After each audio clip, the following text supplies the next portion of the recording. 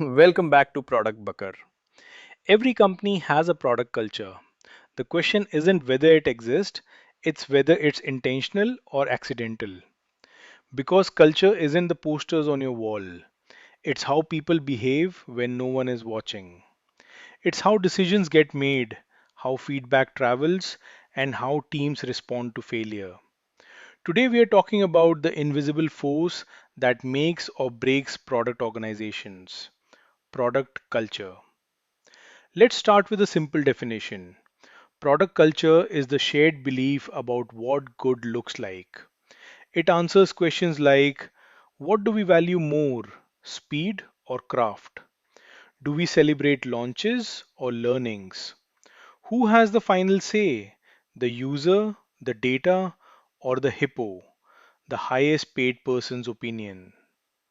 At Spotify, for example, product culture is built around autonomy and alignment. Teams have the freedom to experiment, but their direction always connects back to the mission unlock the potential of human creativity. At Apple, the culture is craftsmanship and obsession with detail. At Amazon, it is customer obsession and operational excellence. There is no single right culture. There is only the culture that aligns with your goals. Culture is not magic, it is a system. Think of it like a three-layer stack. The first layer is beliefs. This is the invisible layer. What do people believe about how great products get built? For example, we trust small teams with big missions. The second layer is behaviors. This is the observable layer. What do people actually do every day? How do they prioritize, collaborate, and ship work? For example, we release experiments every week. The third layer is rituals. This is the reinforcing layer. How do you celebrate and repeat what matters?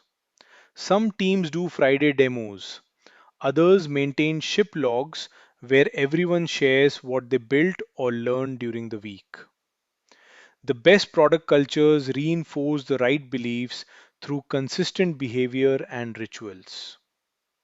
Let's look at a real example. When Canva scaled from a small startup into a global company, the founder Melanie Perkins held on to one simple principle empower others to design. That belief was not just about users of the product, it applied inside the company as well. Product managers and designers were given real creative ownership. Their rituals, open demos, shared dashboards, and instant feedback reinforced that sense of empowerment. Figma took a similar but slightly different path. Their belief was that better products come from better collaboration. As a result, their culture became radically transparent. Design files are public, conversations are open, teams brainstorm across boundaries. They don't just talk about collaboration, they design their systems around it. Culture is what happens when your values and your systems agree with each other.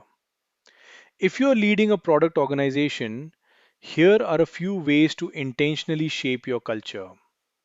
First, name it. Define two or three beliefs about how your team builds great products and make them visible. Second, model it. Leaders don't declare culture, they demonstrate it through everyday behavior. Third, design rituals. Weekly demos, customer interviews, launch retrospectives. These rituals bring culture to life. And finally, protect it. Every new hire either strengthens your culture or dilutes it. Be intentional about who you bring in. Remember that culture does not drift toward excellence, it drifts toward comfort. Your job as a leader is to keep it sharp. Here's your Bakar moment for the week. Your culture is your product. It ships every single day through every decision, meeting, and message. So design it the way you would design your product with clarity, conviction, and care. That's it for this episode of Product Bakar, the product leader's playbook. Next week, we will talk about something every senior product manager eventually faces: scaling yourself, creating systems for focus, energy, and leverage. Because as your team grows, your calendar will explode. And surviving that chaos requires systems, not superpowers. Until then, shape your culture, protect it fiercely, and keep the bucker alive.